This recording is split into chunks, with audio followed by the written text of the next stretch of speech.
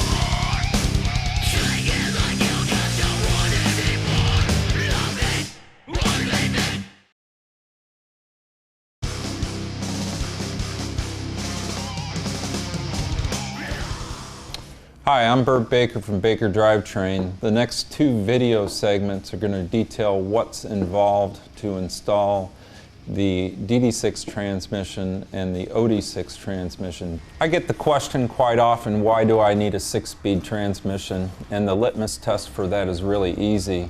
If you've ever gone onto a highway, you get on the entrance ramp, you get on the highway, you go to shift into 5th to find you're already in 5th gear. That means you are hunting for that next higher gear. That's the litmus test for whether somebody needs a 6-speed or not. Back in 1998, we introduced the first American-made overdrive 6-speed for big twin Harleys. It was a true overdrive 6-speed. 1st through 5th gear were exactly the same as stock, and 6th gear was a true overdriven gear. It was good for about 500 RPM reduction. In 2003, we introduced the DD6 6-speed. We did this to offer a more refined, smoother shifting, quieter transmission for the touring crowd. We still make both 6-speed transmissions today for a couple of reasons. The original overdrive 6-speed still has application for high power people. Anybody with an engine with more than 110 foot-pounds of torque should probably be using the overdrive 6-speed. People with engines that have less than 100 foot-pounds of torque should really be looking towards the DD6, especially if they're into touring. Whether you're using the DD6 or the overdrive 6-speed, OD6 as we call it, they're both good for about a 400 to 500 RPM reduction on the highway, which really knocks down the wear and tear on the bike, the wear and tear on the operator, and increases fuel economy. It just makes riding the bike at highway speeds that much more enjoyable, especially for the long haul. February of 2012, we revamped our website to include many exploded view diagrams and a whole lot of technical detail on all our products. If you have further questions, give our tech line a call. We promise the phone will not be answered by Mahesh or Habib. The phone will be answered by red-blooded Americans who are enthusiastic about riding American-powered motorcycles.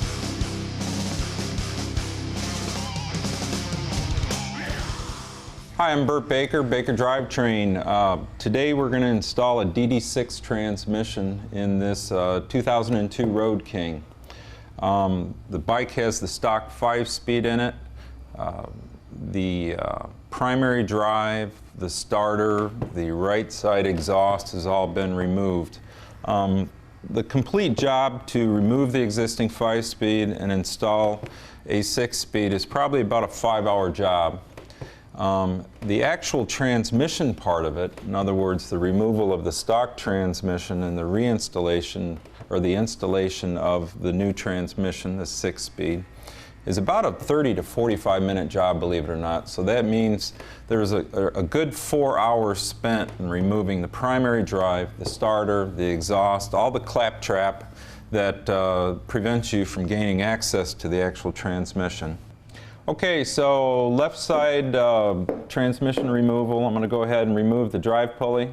Before you can loosen that nut, you got to take the retaining plate off. Okay, so the big 1 7/8 inch nut. We sell the socket. It's available through us. It's available through elsewhere as well. The key is it needs to be a deep throat socket to clear the main shaft here. Keep in mind the threads here are left-hand threads, so we need to go in the tighten direction to loose.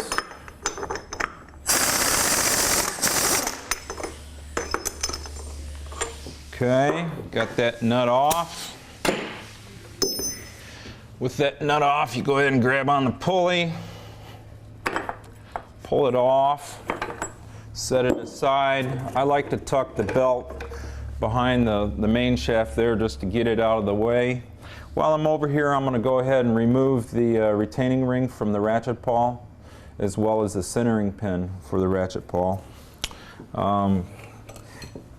The centering pin requires a Torx 50 bit.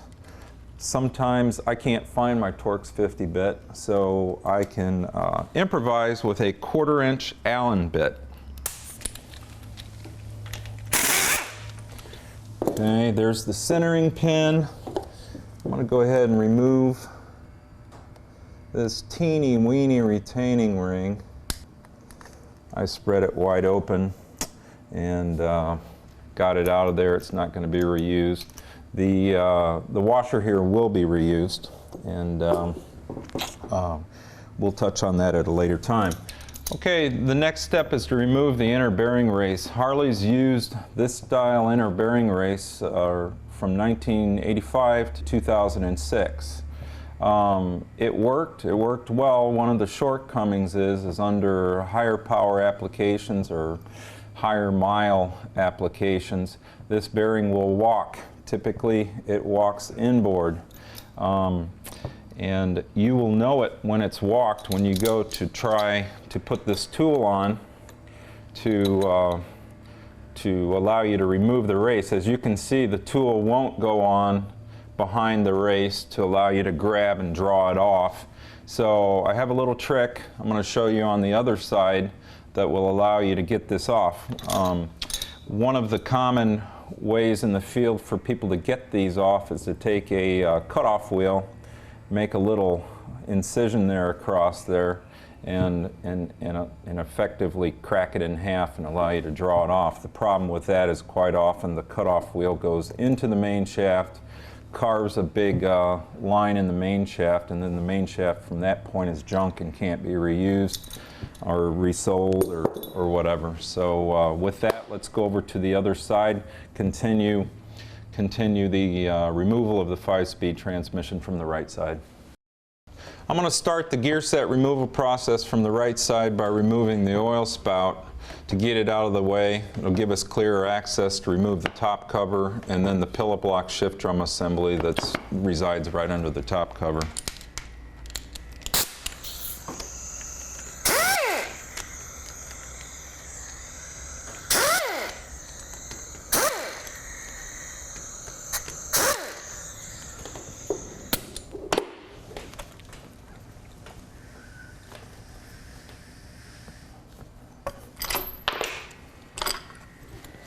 With the oil spout out of the way, you can see we got clear access to the top cover screws. There's 5 of them.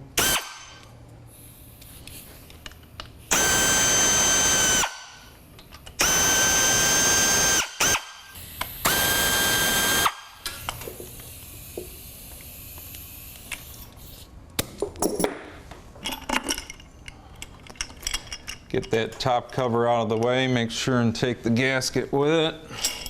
And we have the shift drum and pillow block assembly right there in plain view. I'm going to go ahead and remove the 4 screws that bolt it to the top of the transmission case.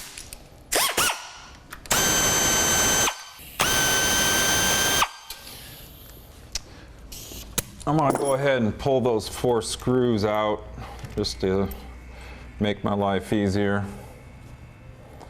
And after that, we're going to show you a little trick to get the ratchet pawl out of the way. You want to get the ratchet pawl lever out of the way to allow free clearance to get the shift drum pillow block assembly out of there. There's a small spring that keeps the ratchet pawl claw in place on the shift drum. What I'm going to do is move that spring up, push it out of the way carefully, and that allows you to flip the lever back. And with the lever flipped back, that shift drum pillow block assembly comes right off. One thing to note is the shift drum pillow block assembly mounts to the top of the transmission case and is located with 4 dowels. Quite often those dowels will pull out and stay with the pillow block. So when you remove the shift drum pillow block assembly, just inspect that all 4 dowels are in the case. If one is stuck in the pillow block there, take it out, stick it back in the top of the case, because you'll want those there for the DD6 shift drum assembly installation. Okay, with the top stuff removed, we're going to go ahead and remove the side cover and the door bolts, and let's rock and roll.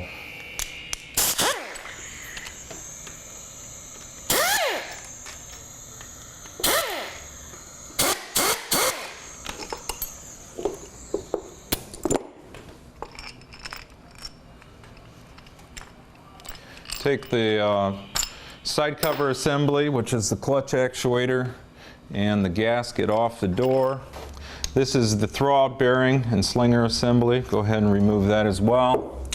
I want to go ahead and take the shift fork rod and shift forks, get them out of the way. Feed it out the door, remove it as such.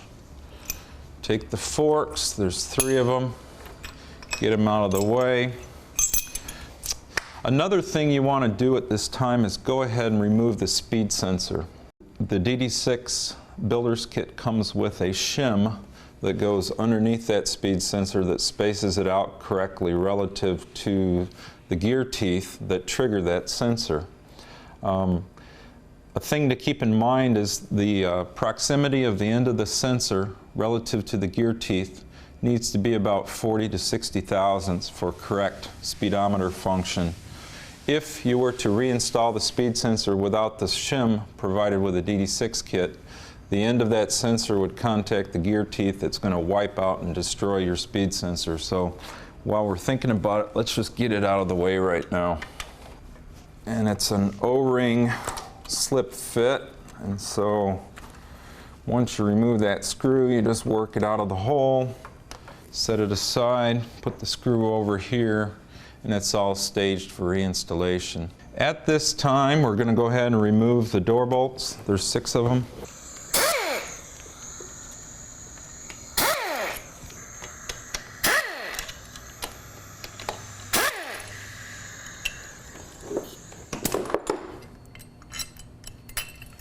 As pointed out earlier, on the left side, the inner bearing race had walked into the main drive gear. And here's a neat trick to allow you to get the removal tool behind that inner bearing race to allow you to pull it off. Reach inside there, push over the gears, in other words, engage them with adjacent dogs to allow you to lock the shafts. With more than one gear engaged at once, it fixes the shafts from rotating. And what I'm going to do is take a 1 1/16 inch socket and loosen this nut on the main shaft. I'm going to remove it actually. Okay, underneath that nut's going to be a little washer there. Go ahead and remove it, set it aside for now. All right, dead blow hammer.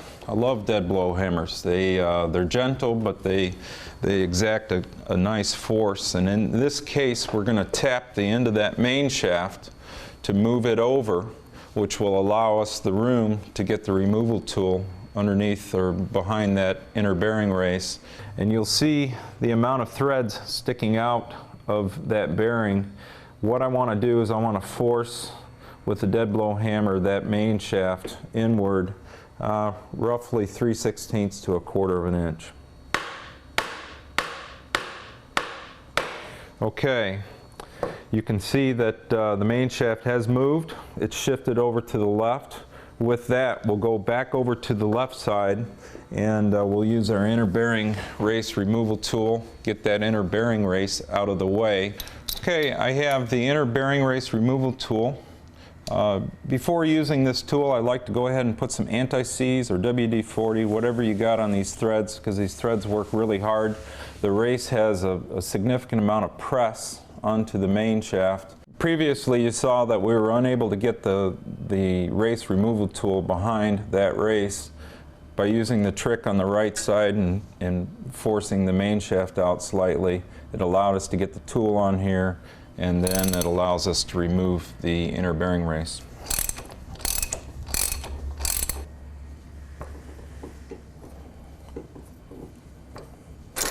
All right, lights out. That's how it works.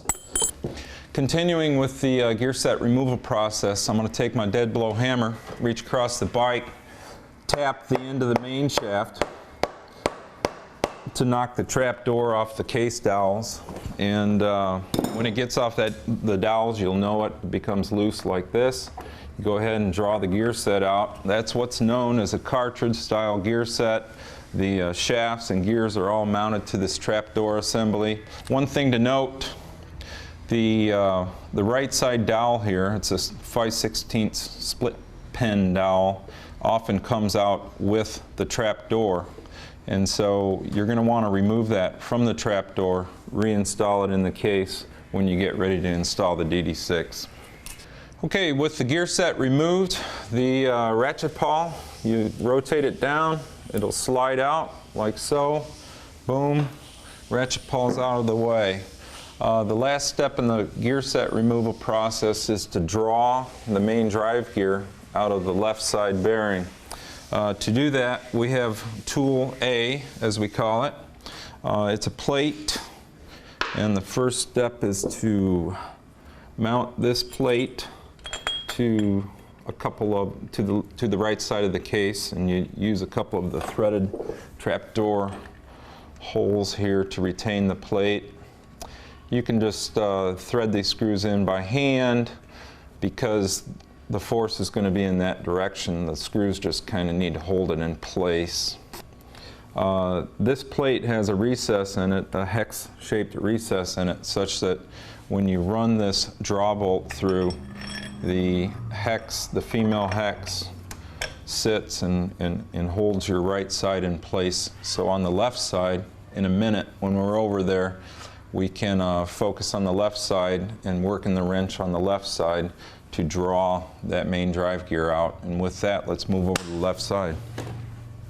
Continuing with the removal process of the main drive gear, I have the draw rod coming through the left side here. I'm going to put the end plate on there like so, the bearing, the washer, and the nut. Okay, that feels good. 3/4 inch wrench. And you can see incrementally that main drive gear is being drawn through that bearing. All right, you see that main drive gear just pop through like that, and it's pulled through. I'm going to go ahead while I'm on the left side here. I'm going to remove the sprocket spacer seal and the left side snap ring and the left side bearing to get it ready for the DD6 installation. I'm going to pop that seal out. This retaining ring for the left side bearing is a very large retaining ring. You can remove that retaining ring with a big set of snap ring pliers, but I don't advise it. I highly advise the Viking set of locking snap ring pliers. And that's how it's done, son. All right, we got that ornery bastard out of there. One neat thing about Harley cases from a service standpoint is that this bearing on the left side, if it's not excessively heat cycled, can be pulled out with your fingers. And I got it. Boom. Okay, so I'm going to go ahead and clean up the case, get it ready for the DD6 hardware. Oh, before I do that, I'm going to remove this ratchet pawl seal because one's provided with the kit. Got all the hardware off of there. Got the main drive gear out, and with that I'm going to move over to the right side and we'll get ready for the DD6 installation process.